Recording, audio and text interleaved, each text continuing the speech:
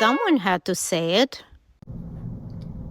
Welcome back to Someone Had to Say It. On today's episode, my husband and I interviewed Tom Eckert. Tom is a numerology expert and Dharma teacher who has been studying and helping people for over 20 years. We discussed the meaning of our birth dates and what the numbers in our names can tell us about our life path, about our personality, and how we relate to others. I have a lot more about numerology on my website if you'd like to learn.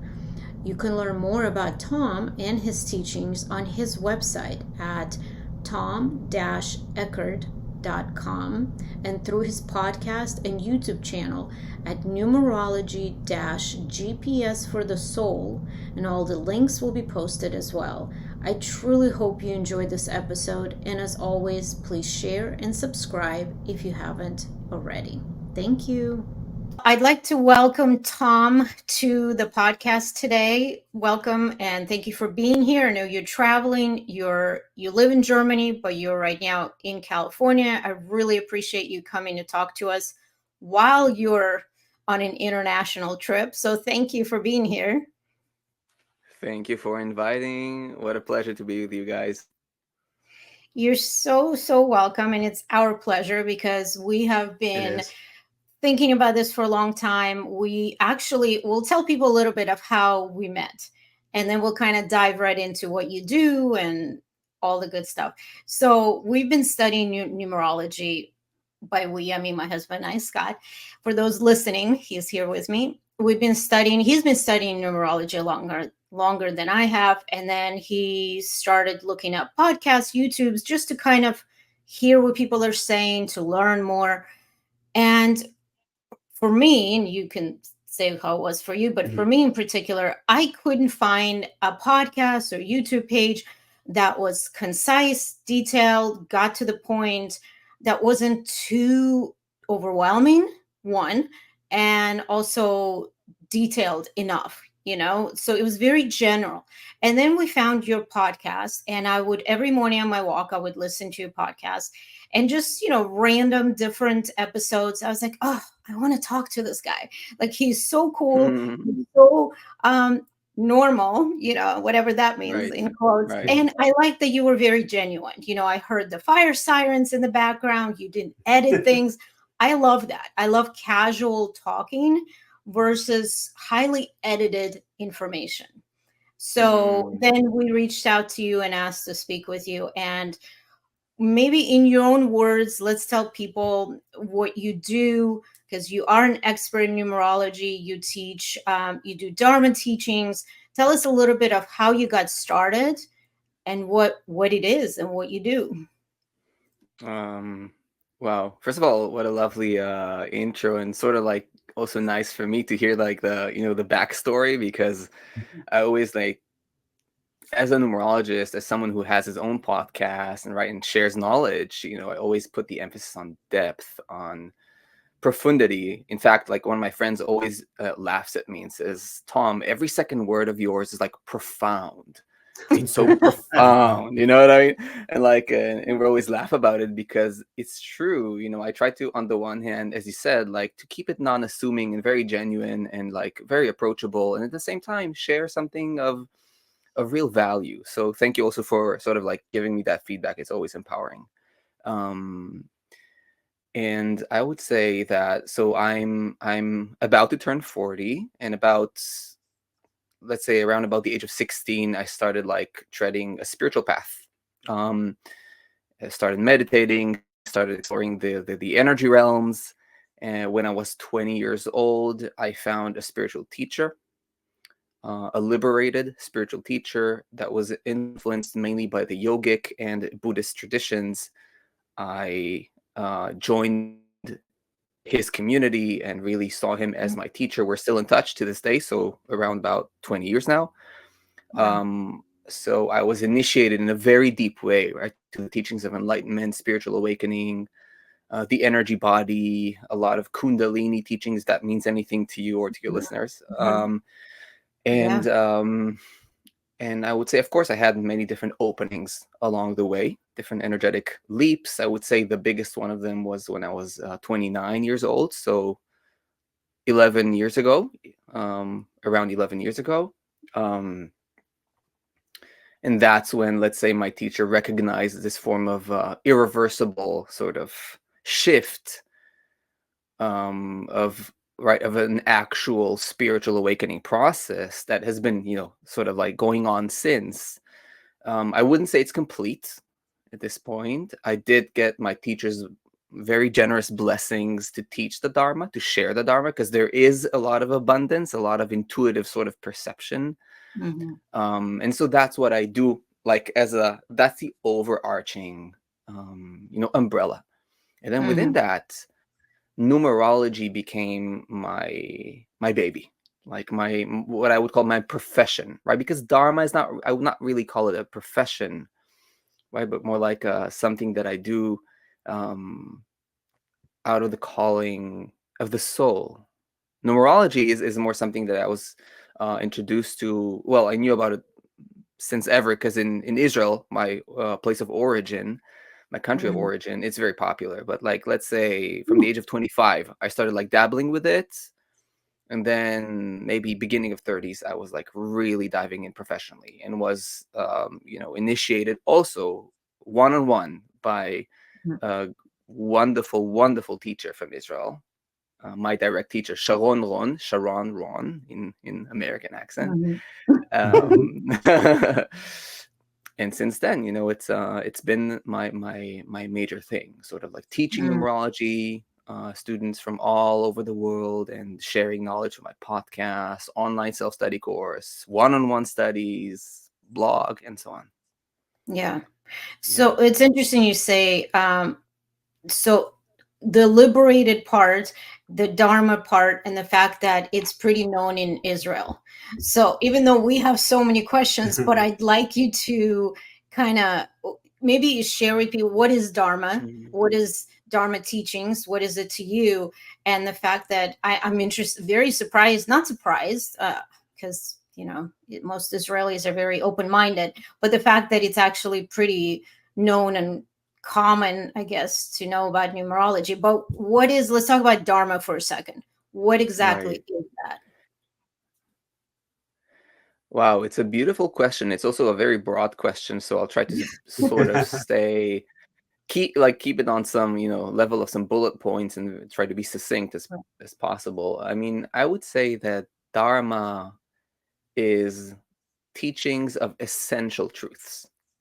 Mm, So we're not talking about, right, my truth as in my perspective, or your truth as in your perspective. We're talking about getting in touch with a deeper fundamental truth that will be true all across the board for all human beings, for all sentient beings for that matter, mm, right? So we're sort of, Dharma teachings try to help us get in touch with a reality inside us that is eternal.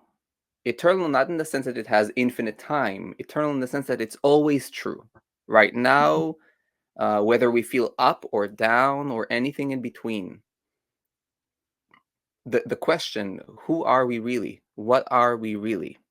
mm-hmm, What is our true origin right now? Whether we have a body or whether we do not have a body, right? Whether we're male or female, whether we're a monkey or a human. It's like, what is our true nature? And these questions are fundamental and are, so for example, I would meditate a lot. Like, I meditate still to this day. It has become part of my life, but in meditation, you sort of learn to bring your consciousness to a place where it's increasingly freer from preconditioned notions, right? That we've all sort of accumulated over the years, over time, and we sort of get in touch with this reality, this wholeness, this luminosity, a sense of completeness, wisdom. Um, Again, I could say so many things, but that is Dharma. Dharma is getting in touch with that fundamental truth mm-hmm. of our being. Yeah. And that was funny. What brought me to all this was the book I read, which was Gambler's Dharma by Simon Tchaikovsky, and that was Gambler's Truth, and that's what he spoke of, was the truth of putting it toward that realm of not the personal people, but of a type of way to look at sports gambling. And interesting that, again, he called it Dharma, and this is the truth of what he was trying to find behind the scenes of that. Which it's funny because his Yes. whole background is, sports, and he's a huge sports fanatic. And I really thought it was just an American thing because, me growing up not in America, I didn't think, I mean, we were fans of some things, I mean, in Eastern Europe, it's hockey, ice skating, and mainly just the arts, right? But coming to America, it was like he was just obsessed with sports and study everything about it. So that was kind of interesting from his perspective. But I guess as it relates to numerology, what, in your words, in your opinion, I guess, what is numerology to you? And how do you help people in that realm? I mean, I always start by saying, like, in the most, transparent way, that I do not know how numerology works. And I want to say that, like, from the get-go. Because many people expect, like, some kind of scientific explanation, and I do not have that. Nor do I know of any other numerologist who has that. Not yet. I think that, I just want to say that because I think, a lot of even science, right? We just see some phenomenon out there, and in fact, all reality already exists, all the laws already exist, but we sort of like, we trace them back. We do not understand, and we sort of trace it back. And I think Mhm. numerology is the same. We do not understand yet how it works, but it works. To me, it's the evidence is that like, if I have a person's full name and date of birth, I convert all of that into numbers, and based on the methodologies that I've learned, right, I sort Mhm. of break it down into many different calculations. Each calculation would tell me something about the person, something about their character, something about their potential, something about their shadows, their tendencies, where they come from. Um, and the way the numbers merge and interact will then tell an even more detailed story, with a much more intricate story, much more refined, nuanced. So to me, numerology is a splendid and very accurate way to understand the blueprint, the natural characteristics of every person, as well as the changing energy trends of their life, a bit like seasons. Mhm. In the same way that we know, now it's sort of like it's shifted to summer. We know that afterwards, like, it's going to be fall, and so on and so forth, right? So we can see the blueprint of the person, the character of the person, their potentials, their shadows, like where they come from, in the sense of like what moves that person, right? And some of the internal conflicts. And of course, when the numbers start to interact, that gives us an even more detailed, more intricate story. That's when, things become really, really, really fascinating. Okay, and most people and most books do not talk about that, unfortunately. So I put a lot of emphasis on number combinations. If you know my podcast, or you've seen some of my blog posts, like I talk a lot about, like, I point a lot of my audience to number combinations. So to me, numerology is really like a way of understanding that, and also understanding the changing trends in a person's life. We have personal years, right? These are like seasons. What's opening for me this year? Mhm. What should I align with? If it's like, if I'm shifting to like an internal season that is akin to spring in the outer world, I want to make sure I sow the right seeds, I plant the right seeds in the right timing, Mhm. right? So And we go we on the want to right align. path and the right path. Exactly. Right. So, and I think that's what brings me to, you talk about a blueprint, and that's what, to me, numerology is kind of like a blueprint for us, what we're made of, what we are, who we are, but also how we relate to others, our character, our personality, and how what is best for us moving forward, what we can look forward to, how to direct ourselves in a way, right? Whether it's career, relationships, anything. So which brings me to my question. See, the more you talk about things, the more questions pop I'm up in writing my down too. mind. Yeah. So Great, just great. stop us if we go over a certain limit, but do you believe, which I always wonder about this, do you believe that people that were meant to be born on a certain day but weren't for whatever reasons, right? Like they were, for example, our oldest was supposed, his my due date was October 27th. It came and went. Then 28th, 29th, 30th, it just didn't happen. And we finally, he came on the 1st of November, and we actually had a planned, induction, whatever they call it now. Um, do you believe that that date should be looked at as well, or do you think it is just whatever day they are actually born, whether they were late, whether they were induced, whether there was medical things happening? I always wonder about that. Yeah, if you ask my personal approach, because right, there are different approaches, I sort of like tend to stick with the simplest approach, which is the day a person was born, regardless of circumstances, Mm, is the day their soul chose to be born at, whether it was through like C-section or induction or natural birth or early birth. Um, that's the that's That's perfect the day. choice, and the right. It's like the conditions, whether the conditions were really tough or super smooth to be born like in water, or to be born at home, or in like some kind of like hectic frantic situation in hospital where everybody's scared. These are the conditions I chose to be born in, and that sort of informs some of the lessons, some of the circumstances I choose to experience as a soul. right. Right. So it's like I think it's important maybe to say one thing in this context, the whole notion of good and bad, right? Mm, Was supposed to, wasn't supposed to. Mhm. How do we even define that, right? Like if something goes wrong, quote unquote, right? What does that even mean? Wrong according to who? yeah. Um Right. so these are or right according to whom? So what is right? Like many times our hardest times in life turn out to be the greatest sources of light on our journey. And many people who have a very easy life very often, turn out to also not evolve that much. So, and I'm not saying that as this is not some kind of also a rule all across the board. What I'm just saying, it's an option. There's so many options. So Mhm. again, from the perspective of Dharma, it's like, good and bad this is not the way the soul, views it. And with numerology, we're looking from the eyes of the soul, right? It's like, I chose Mhm. conditions.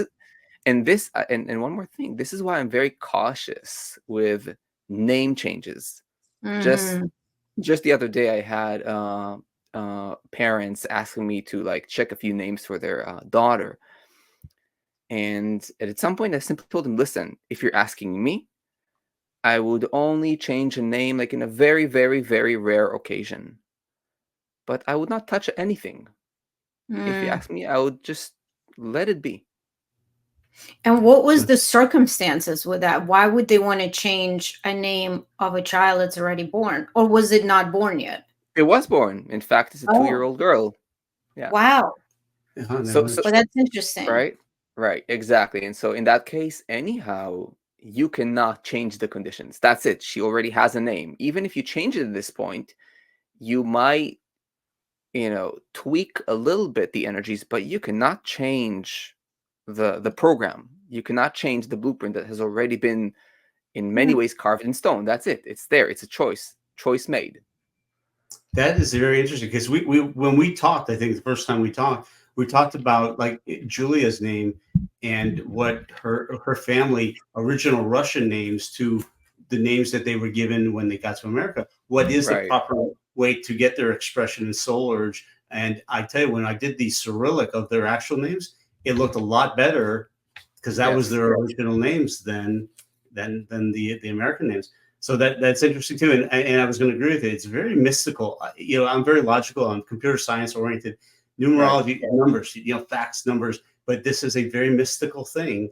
And I'm wondering how, with everybody that you've given readings to, is there a certain percentage? Because there's free will in what we do. But do you feel that it's a 70%? Is there a percentage of what you've seen that's accurate or accuracy? Accuracy, yeah. Beautiful question, and I'll try to be like as honest as From what you possible see, because I also, I appreciate logic and I appreciate intuition and I appreciate all the faculties. I think all of them are valid and should work together. I would say that depends. I find it very accurate, but I would say this. A person has to have a certain level of awareness. They have to have a certain knowledge and sensitivity to themselves. If they do not have that, what happens is that people tend to live in some kind of imaginary self-image of who they are, of their qualities. And when you speak to them about their actual qualities, there may be a gap between what they think of themselves and what they really are. And so that's one thing. Then there's another layer. We have to ask ourselves, is there willingness to see myself? And so if I do not have willingness to see myself, then no matter what somebody will tell me, I will always find a way to sort of like escape that, to evade that. And this is a very important thing. And the reason why I would not, if somebody would come to me and tell me, yeah, all you numerologists, you are just like charlatans. Like, here, come on, I'll give you the date of birth of my daughter. Show me that it works. I'll tell them, no, I'm not going to do it. You know what I mean? Here, come on. I'm a skeptic. Prove to me that it's true. Come on. Let's see what you know. Let's see what... to prove to anyone, right? Exactly. You need to be open to this and want to do this, not under pressure, and it's the same with matchmaking. It's exactly the same what I deal with on a daily basis with people. Yes. They come to me all negative about the process, all negative about the dating and people out there. Everybody's bad out there. Every woman is this, every man is this. And I turn people away like if you're coming into it with such a negative attitude, so doubtful and so pessimistic, this is not going to work. Exactly. What are you expecting, right? But so to come back to your question, Scott, just to like finish it, I want to say, if people are coming with the right attitude, meaning I'm willing to learn about myself. I'm not coming here to sort of like prove you're wrong as a numerologist.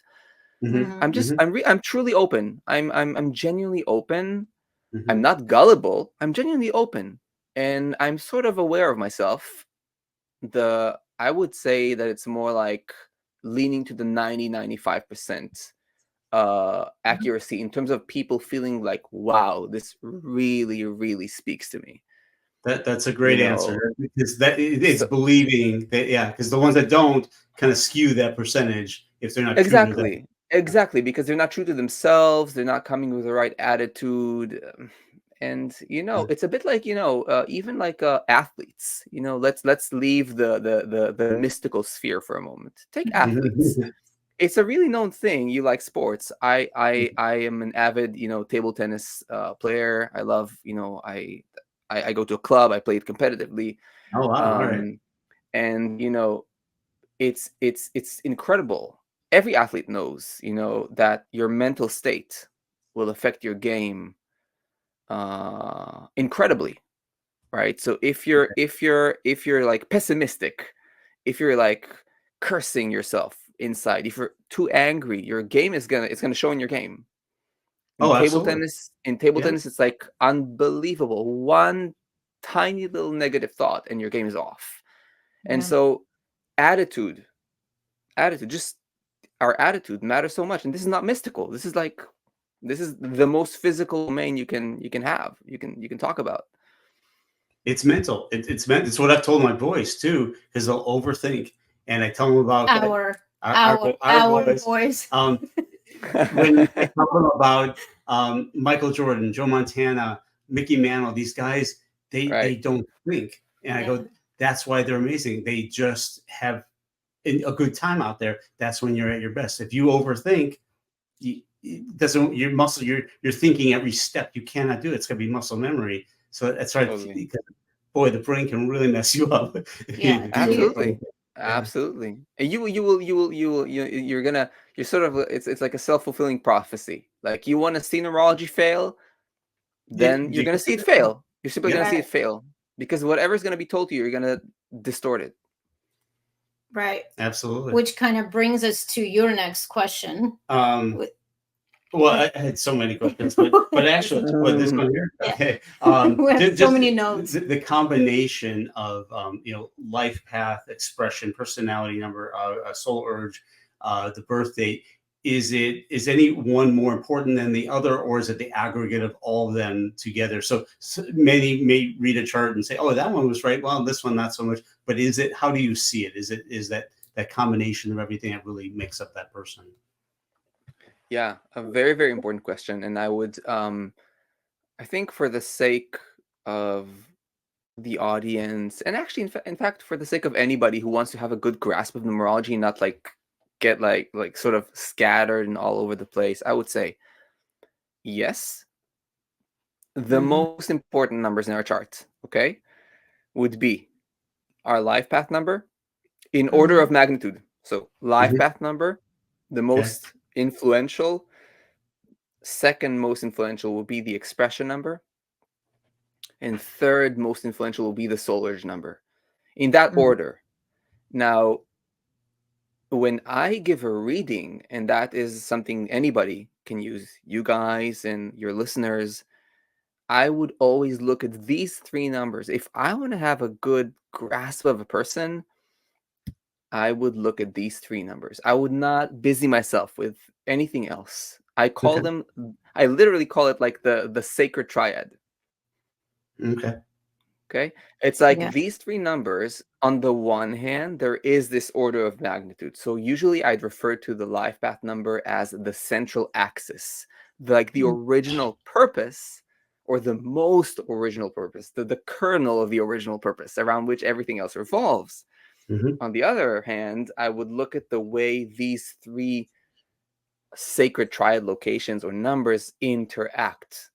What does their dance tell me about the person, right? If I have, I don't know, like a one life path, 3 expression, 5 soul urge, I can interpret them individually, but usually what I will do is like, oh, interesting, like it's a 1, 3, 5 personality. It's all very sort of very individualistic. There's a lot of like a young spirit, a creative spirit, someone who is more adventurous and expressive. So I'm sort of trying to capture like a picture based on the way all these numbers sort of come together.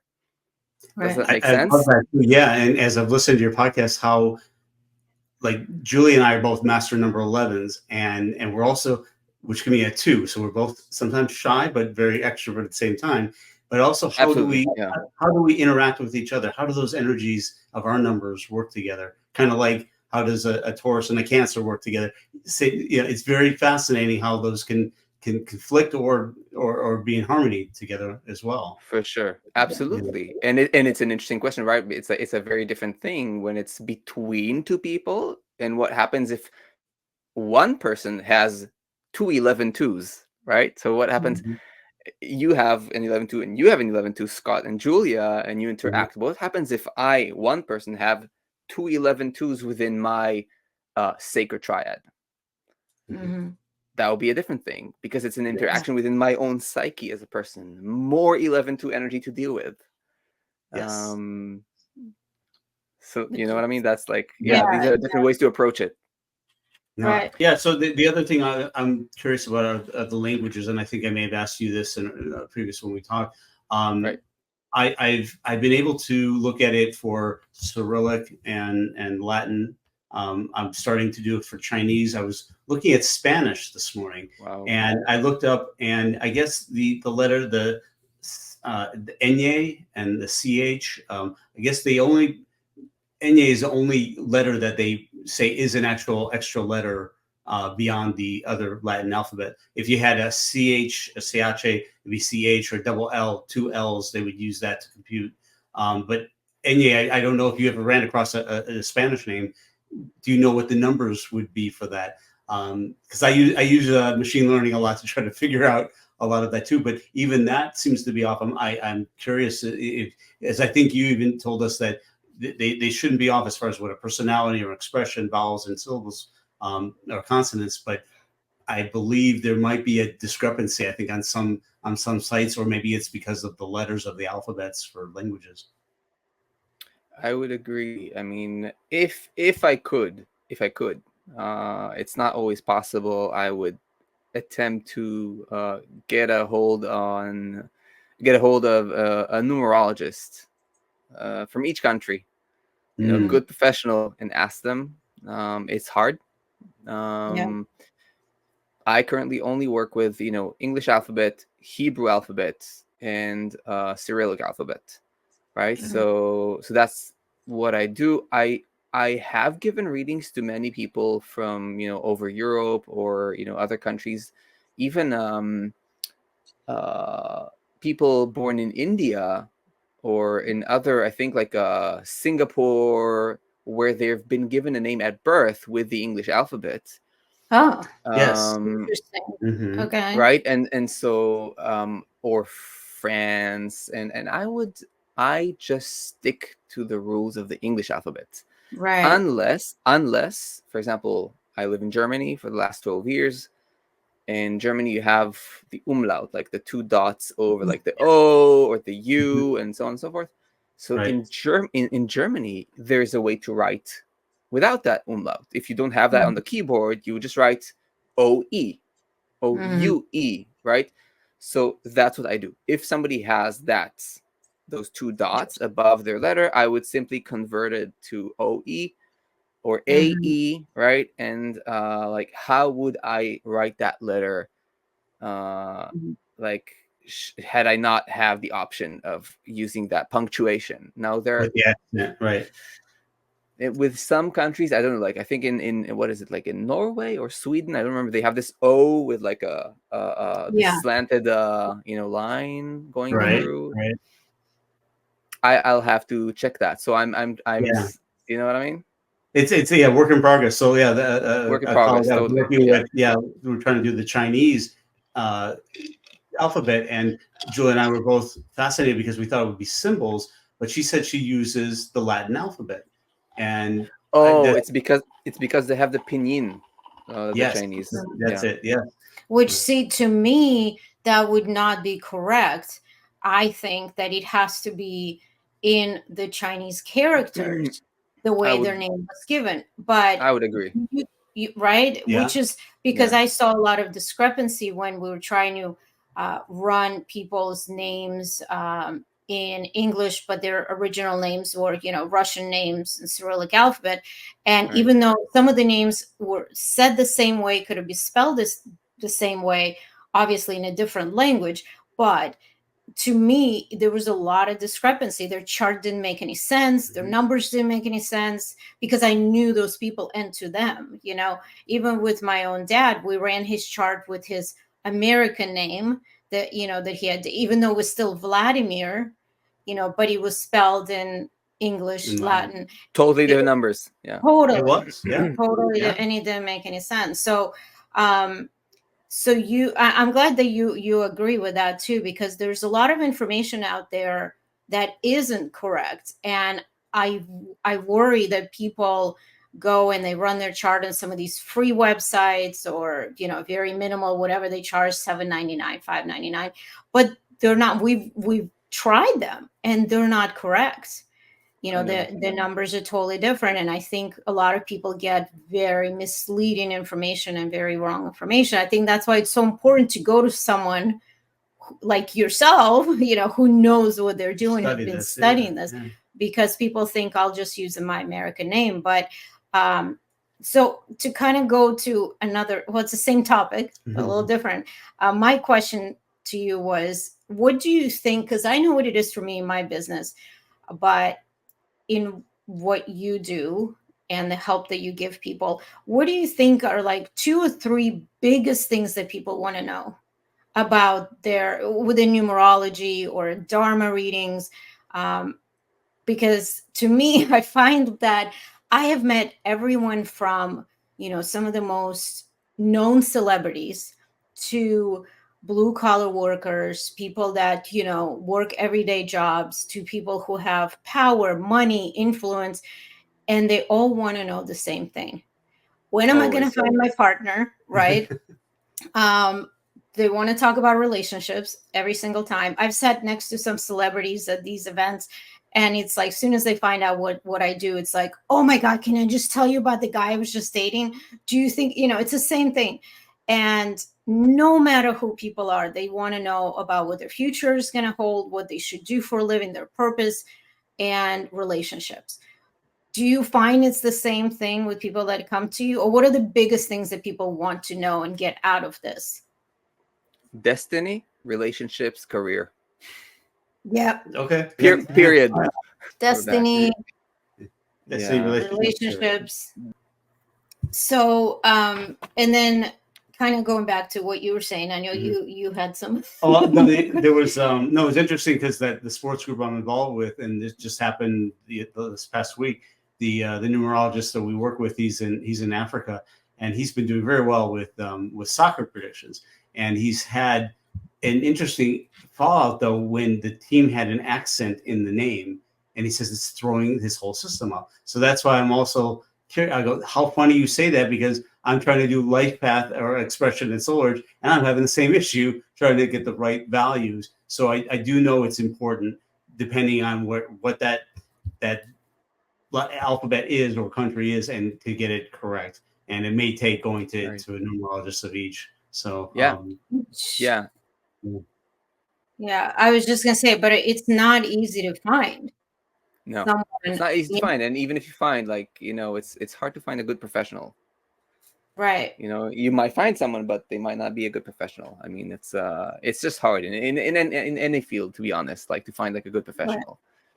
Right. Of course. What do you think? Or how does it help people working with you? So you not only help people with their charts and understanding themselves, but you also train people, teach people how to do numerology. What do you see as they've worked with you and they come back and they share and they give you feedback, how it helped them?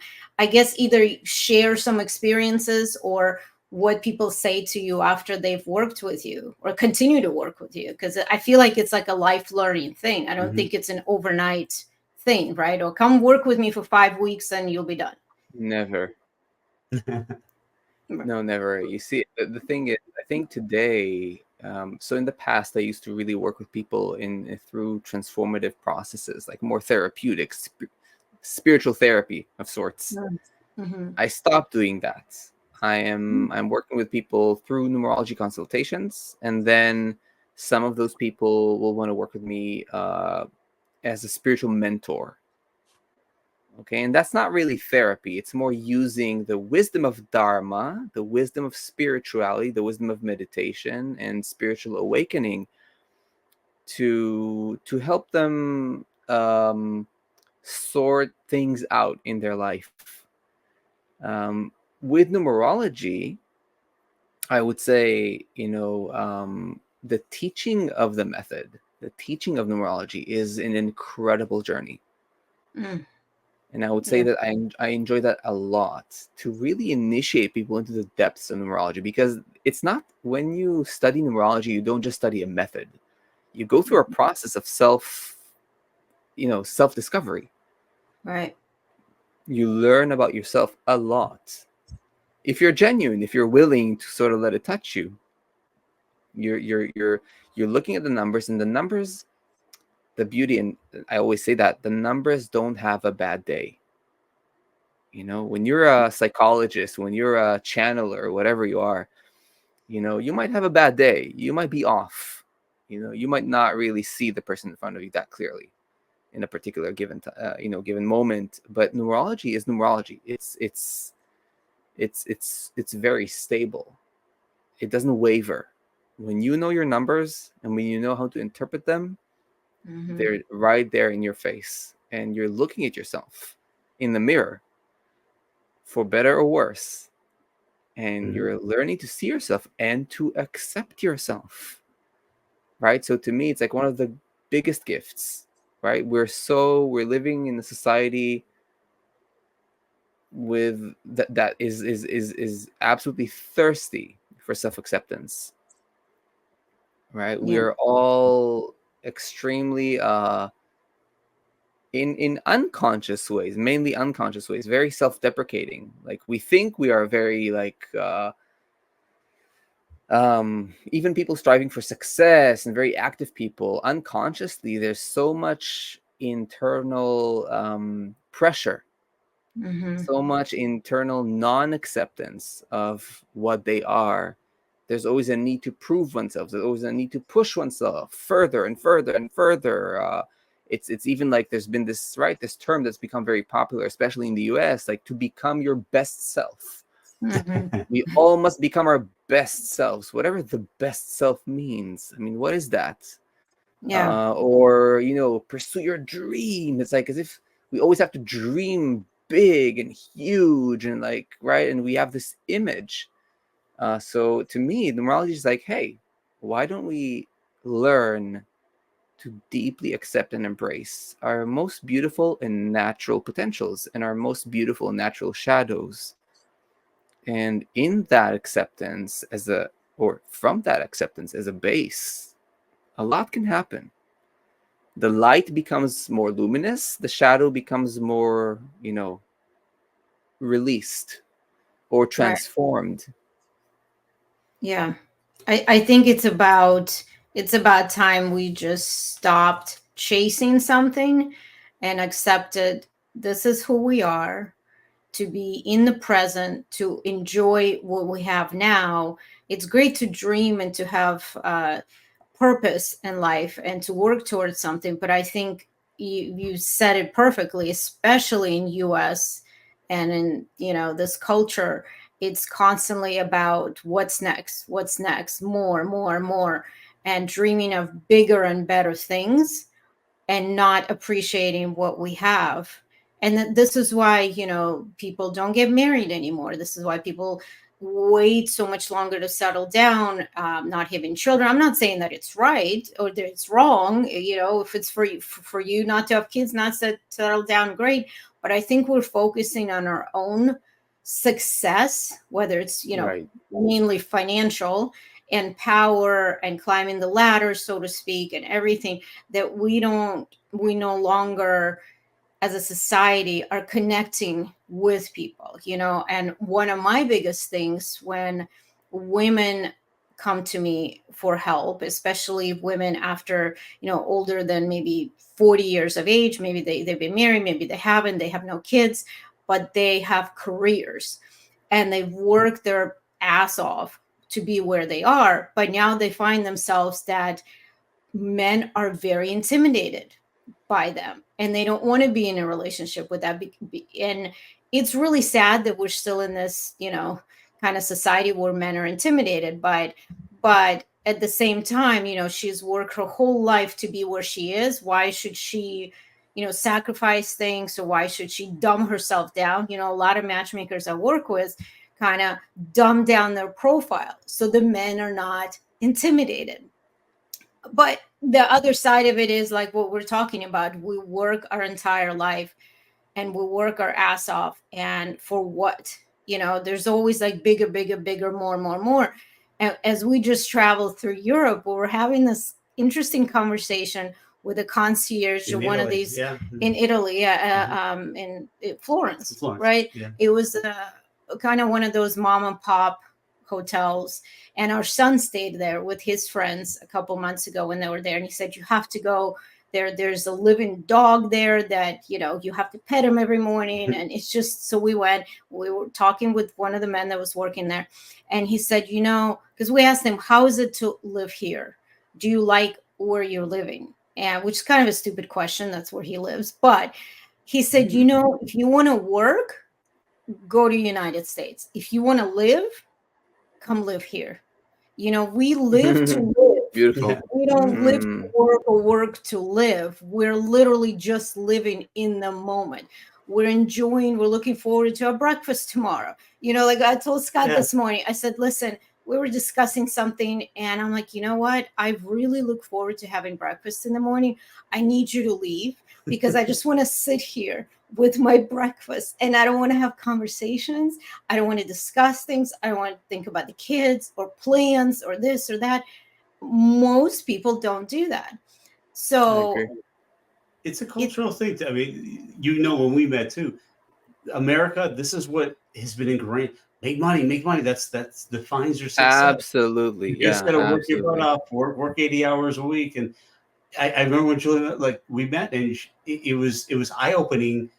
Anybody I met from outside of here was like, what are you talking about? You don't have to work. You don't have to do that. What are you talking about? You get 6 weeks off for vacation in the summer. My company can't believe, like, oh, what are we gonna do during the summer? They take the whole summer off. Like, good for them. That's what they should be doing. And it's funny, we were just talking about gelato before we started. Just we come back here and we're like, just the culture sense of getting an ice cream and yogurt here down the street in front of the grocery store just is not the same as getting a gelato. You know, getting any kind of food, going to the market, getting, you know, even just walking into a market, an outdoor market to get food, to get fruit, vegetables in Europe, you walk in and you smell the fruit, you smell the vegetables, you know, and here it's just all preservatives and there's just no, we're just eating to survive here. I think there's like a lot of self-optimization going on in the States as again, like I don't want to generalize and put everyone in that basket, but as a general collective tendency, there's this tendency for self-optimization. But why are you optimizing yourself? Well, most people optimize so they can perform even more. But where are you going with this? Like, okay, so let's say I've become a millionaire, and then I've become a billionaire. So when does it stop, and where is it going to? Like, what's the end goal of all of this? Like, I mean, you're gonna die. You don't know when. It might be when you're 40, 60, 80, 100. What are you going to do with all this money? Like, what's the purpose? Again, do we ask ourselves these questions? And by the way, coming back, like circling back to the like celebrities, ultra rich people, you know, one of the things that you simply come to realize, if you're honest at some point as a Dharma practitioner, people are people. You know, I don't care if you're super famous and if you're like Oprah Winfrey or if you're like Elon Musk, or if I meet you on the street, you're just another Joe. I don't think, you know, people tend to sort of like idolize these people. Like, oh my gosh, oh, you're so famous. My heart is like, it's beating. It's like, what, dude, you're just like another, you know, just another human being with the same problems, sometimes even greater problems, because now you're famous and it's a lot of pressure. It's a lot to sort of like deal with. You're rich and everybody's looking at you, all the eyes, everybody's judging you, everybody's commenting about you, everybody's writing about you. It's like people think, you know, it's people are people. It's like people deal with the same problems, people want the same things, people look for the same kind of happiness. All those actors that people sort of like wrongly believe that they have made it, quote unquote, have not made anything. They just so happen to do their job, which can be very hard. It can be very hard to be an actor, for example, or an actor, right? Like actors work very hard. They might be millionaires and they might have a lot of fame, but that fame can be extremely toxic. Some of them, you know, Justin Bieber, for example, said that like it almost killed him, literally, to become so famous so quickly. Who said that this is like making it, right? Like, is that making it? Like, you know what I mean? No, exactly. Yeah, like be careful what you wish for. I think that's the thing, is that when people, you know, we've met people outside of the United States and they don't have the same ideology that we do here. And in a way that it's healthier. It is healthier to be able to say to your job, you know what, the month of July, I'm taking off. Okay, no problem. We'll see you in August, or Exactly. I'm Yeah. going to go home for a 2-hour siesta in the Yeah. afternoon, and we'll reconvene after, and Absolutely. I do also think that people that immigrate from Europe, from other parts of the world to United States, they change and they become part of the society, and their mental, health deteriorates, because I don't remember that my parents or my whole family before moving here were like that or thought that way, or people that we knew, friends that have immigrated. It was a lot healthier way of life, even though we lived during communism, which that in itself is so absurd to say, right? But people Right. always Right. say to me, like, oh my God, how can you say that? It was communism and Soviet Union. Yeah, but you know what, everybody had enough. Sure, we didn't have exotic fruit, and sometimes we didn't have clothes, the right cut clothes or whatever, and think life was hard, of course. But for the most part, nobody was up there trying to get more, get more, get more. It was just, just living, which I'm Nobody not, was I homeless. don't, Yeah, nobody nobody. was homeless. Yeah, you had food and Exactly. We'll go shelter. back to Eastern Europe now. We went back to Latvia and seen old people on the streets. It was heartbreaking, absolutely heartbreaking. And by no means, I don't want to get hate mail and comments saying that I'm pro communism. I'm not at all. I'm just going to say that, for anyone listening. But my point is that, when is enough, like you said, right? Got to Right. have more and more and more. And even like talking with our youngest, who's in college now, and he's been making his decisions based on how much he's going to make after graduating from university. So the degree he wanted to pick was depending on how much he would make with that degree, and we keep saying, don't do that. That is such an unhealthy way of living, and we actually ran his chart too, just to see, and it was very, very spot on. He doesn't want to see it though. He doesn't want to He's see like, it I don't either. want to hear it. I don't know. But Younger guys don't. but it's Makes very sense. interesting. And do you see that too when you meet with people? Because I know you probably by now read people very well. I know I've Right. always been able to read people well. So before people even tell you their birthday, before you run their chart, before you see anything, do you have a little bit of an inclination, like, oh, I think I know what this person is about. I think I know what their number is, what their expression number, what their solar, or do you get a feeling, a sense of them from talking It, to them? if I talk to somebody, yes, and I would pick up on a lot of subtle inner Right. energies and tendencies. But just like that, from people who write me an email, hey, I want a numerology reading with you. No, I'll have to Right. meet them, right? But like if I talk to people like the way I'm talking to you guys, or if I have a conversation with somebody, I'll pick up on a lot of like subtleties about that person. Mhm. Just the other day, I'm here with my in-laws, and in Oakland, staying right now, and my nephew. So he's 20. He's also Mhm. in college, and just the other day, like I would say 3 weeks ago, he seemed disturbed, and he didn't say a word about it, and I spoke to my wife and told her, Leo, like he's going through this and that, and I told her like in detail what he's going through Mm. and the inner thoughts that he has. And then I told him, hey dude, why didn't you and I go and grab like a boba together, you call it in America, a bubble tea, like this boba Oh, thing, I Bubble think tea, you call yeah, it. yeah. Yeah. Right, let's go grab one. Let's go out for a little walk. Let's just have a chat. And we went out, and I asked him like, hey dude, like what's going on, how's it, how are you doing? He said, oh, I'm doing great. I said, like, really, are you sure? Like he said, no, really, for sure. I said, like, oh, interesting, because I thought like you were going through something. And he said, like, huh, it's like, Hmm. and he was like, he said, like, you're making me think, like you make me like second guess myself a little bit, like. And he was like thinking, and he didn't find anything. And then a week later, or a week and a half later, we drove down south to San Diego. We had some good time, and then me and him, we drove.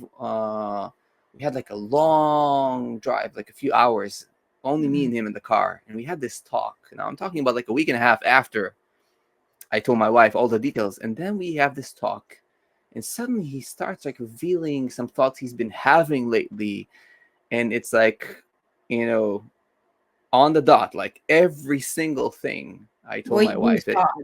Yeah. he was going through, he was just Mhm. suddenly like revealing it all. And I told him, this is remember that day when I took you for like a bubble tea, and like I told you, hey, you seem to be going through something. This is Mhm. exactly what I meant. And I told him, and I picked up on every single thought of yours and feeling. And Yeah. that's right. That's like when you know yourself on a deeper level, you read people in a way that, even before they read themselves. And it happens Right. to me all the time. Yeah. All the Well, time. I think you it too. it's fascinating because I wish sometimes I didn't have these feelings. It's almost like, and I don't call myself intuitive or psychic, but there's obviously something there when you can feel things, and Absolutely. Oh, you could absolutely.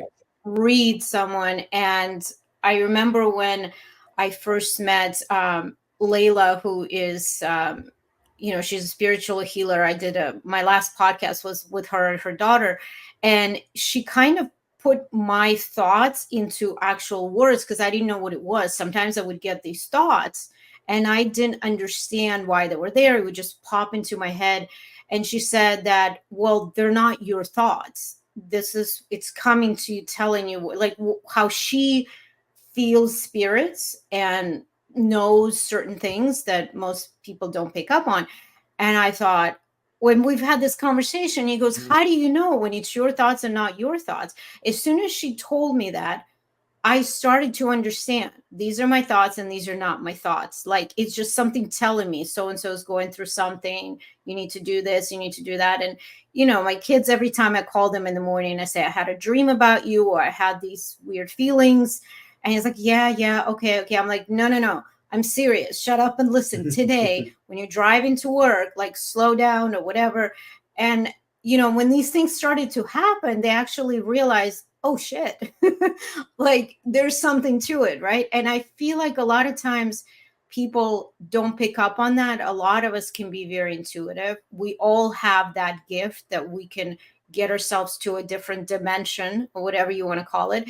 But the more we started talking to people about numerology and about just this spiritual awakening, as you call it, right? Which to some people it feels like a cult, and something weird. But I wish more people were open-minded about it, because as soon as we kind of run their numbers, for family and friends, and they seen it because we write everything out. This number means this, and that. And they're all of a sudden, wow. Like I have not had a single person who didn't say, this is all wrong. Most of them, I mean, what did I just say? I haven't had a person say this is It was wrong. wrong. Yeah. Oh, wrong. It's like, Exactly. Yeah.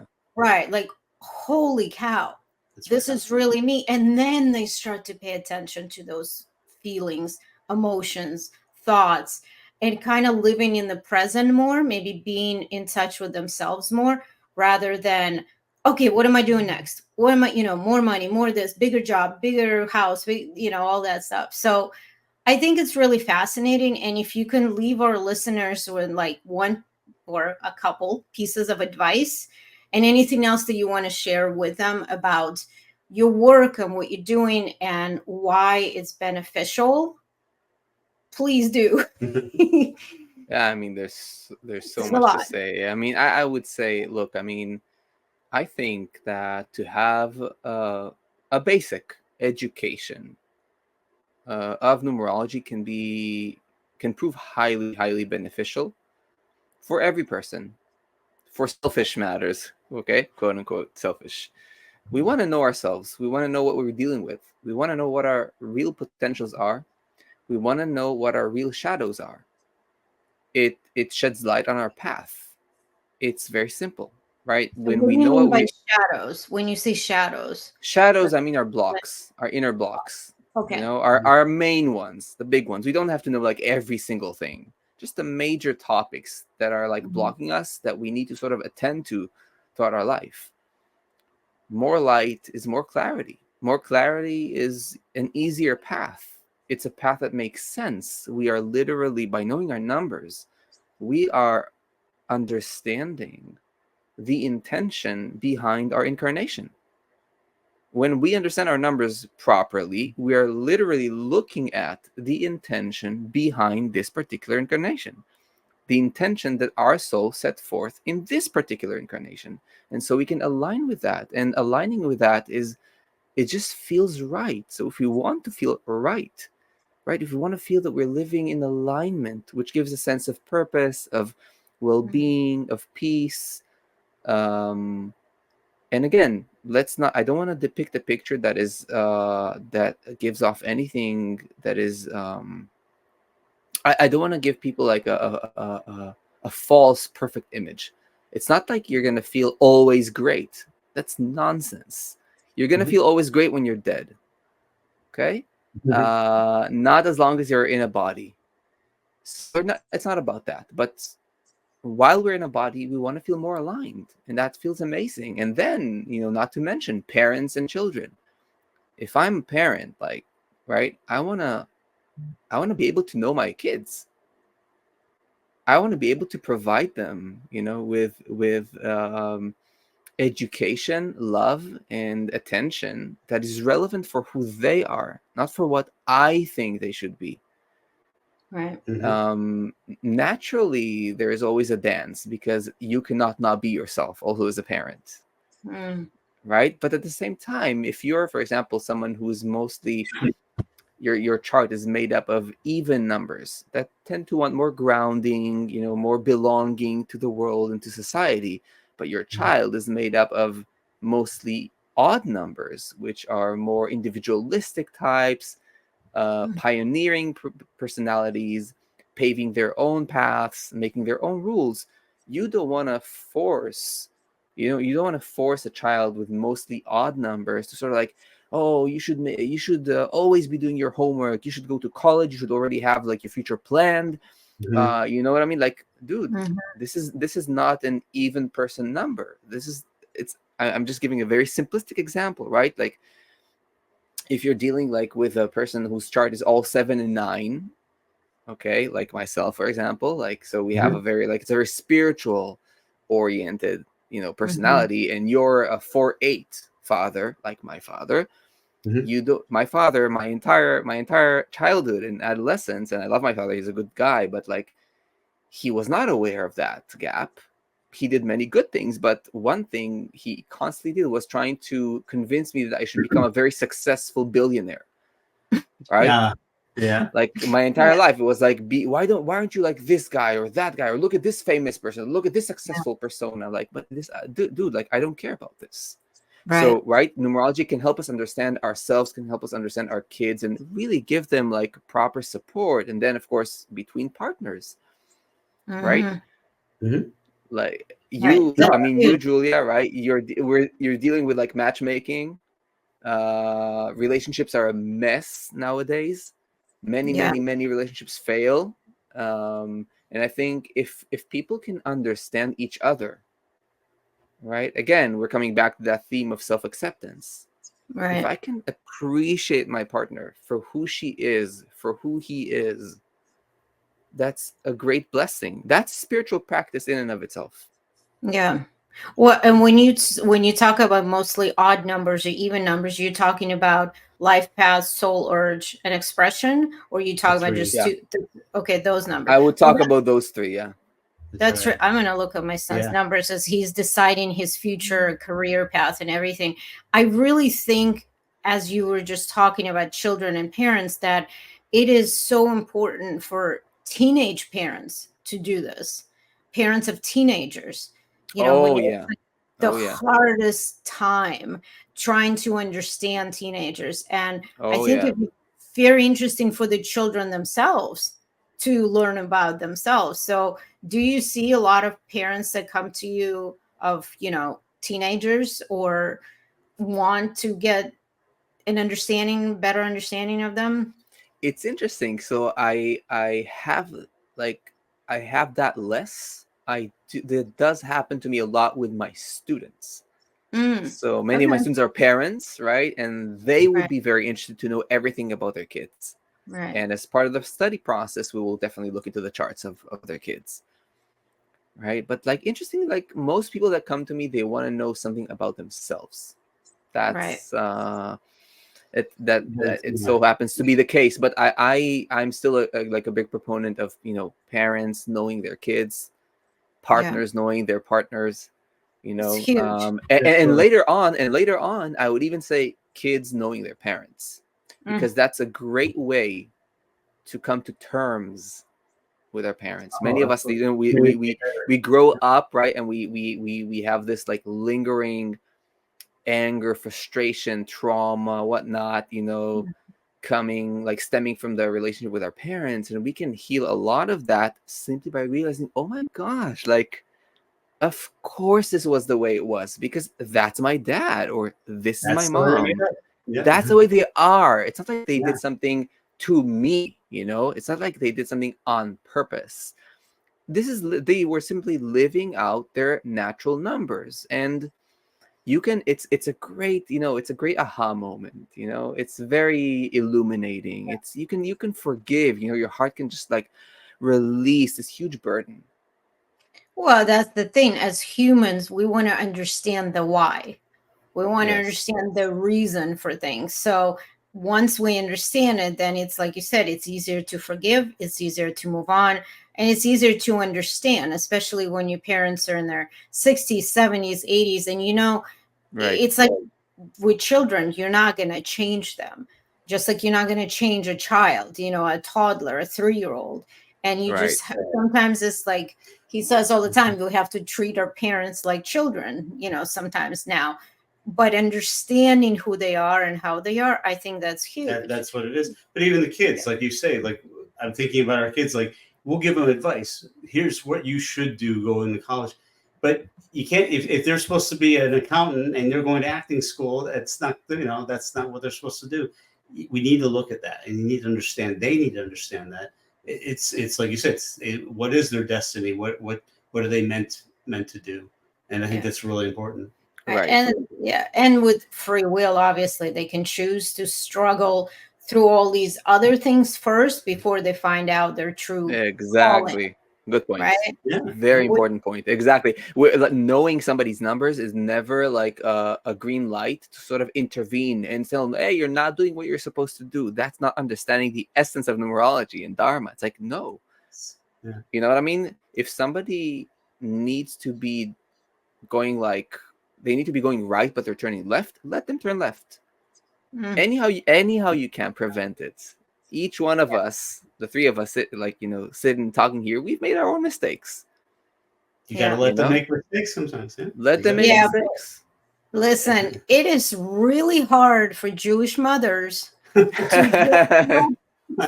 just Yeah, let their children I do, agree. especially when it comes to their potential partner, right? It is, Advise, I mean, yes. it's not easy. I'm trying my best, and I keep telling them, listen, this is very, very hard for me, you know, but I watch American mothers and they just go very hands off, very, you know, polite, very Right. respectful in a way. I hate to say that word, Mm. but it's very, what would you say the word is? It's very much a different culture, kind of just letting them figure it out and you just being very hands off.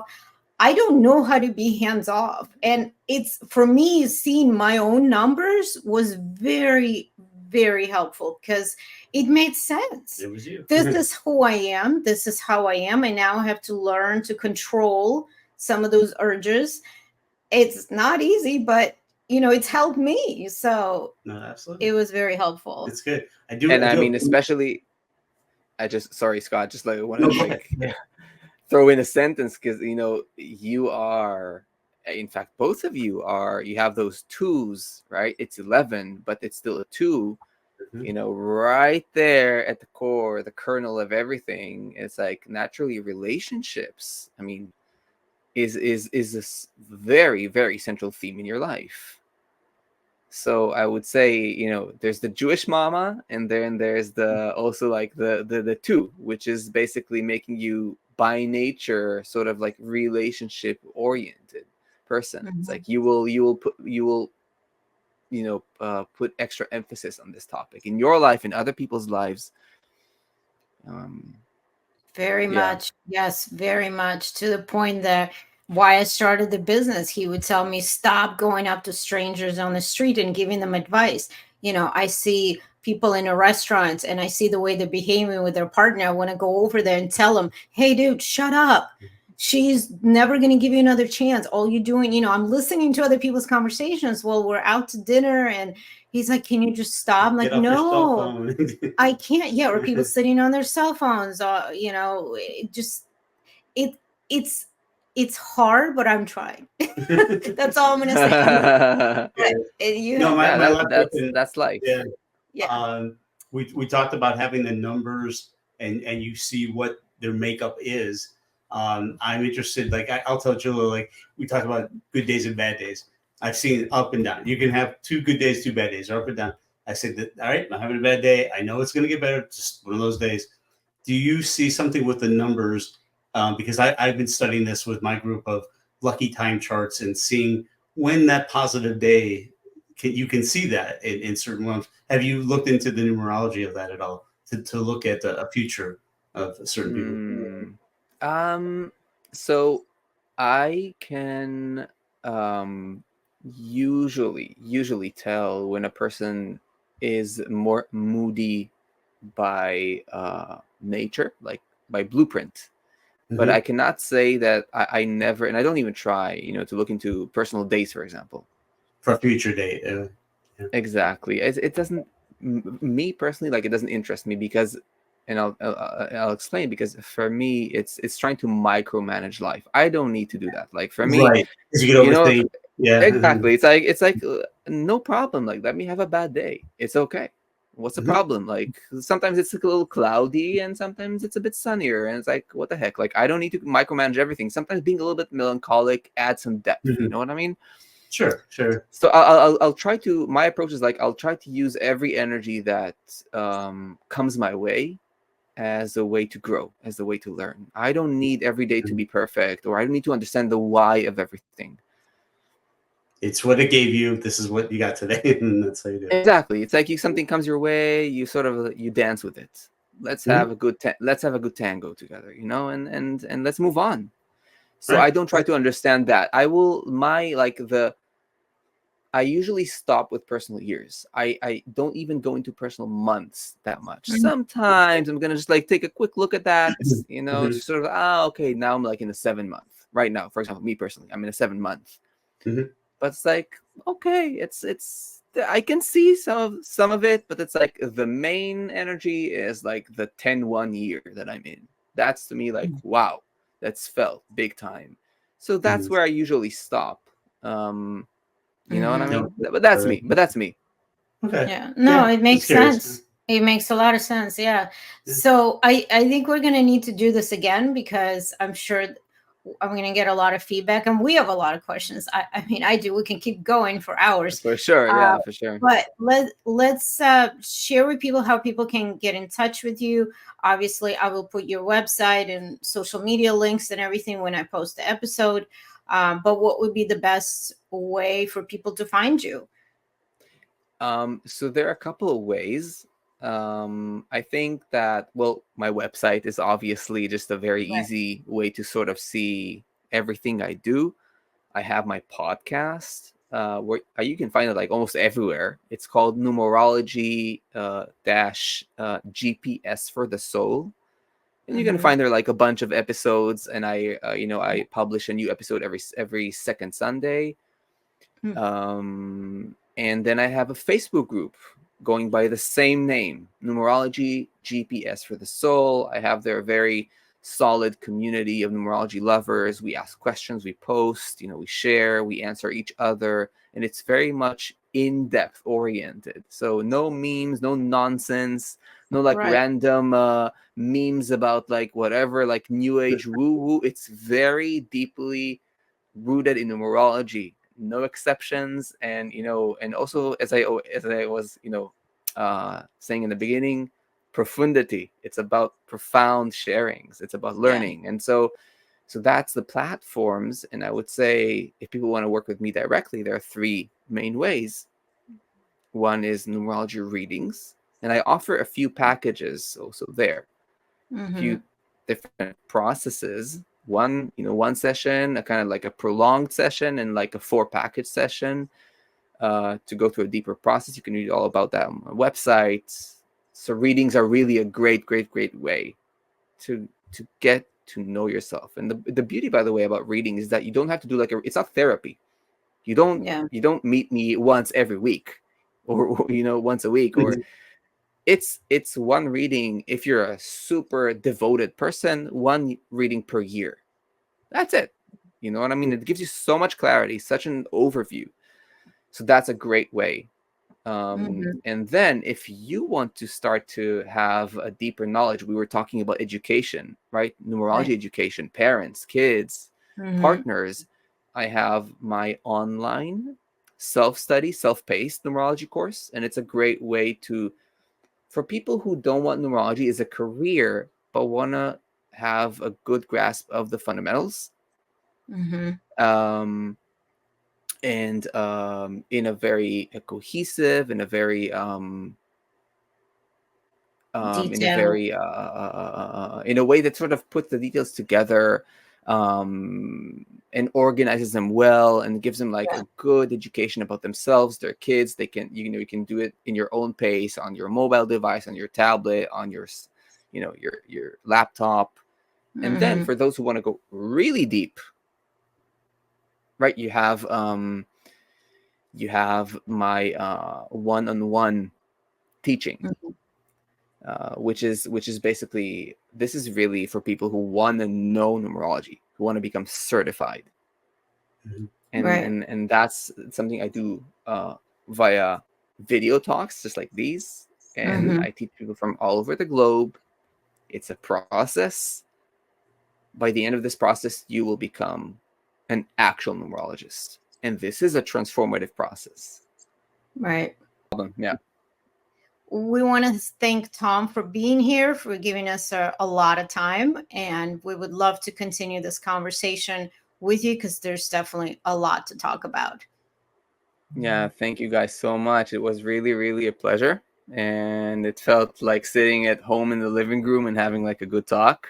And definitely so much more to cover. I hope this gives some food for thought and some value to your audience. And I'm definitely looking forward to have another talk. For sure. Definitely. Thank you so much for your time. Thank you, man. Thank you, guys. Take good care. Thank you for listening. And if you enjoyed this episode, please share. And even if you didn't enjoy it, share anyway. Thank you for listening, and come back to Someone Had to Say It.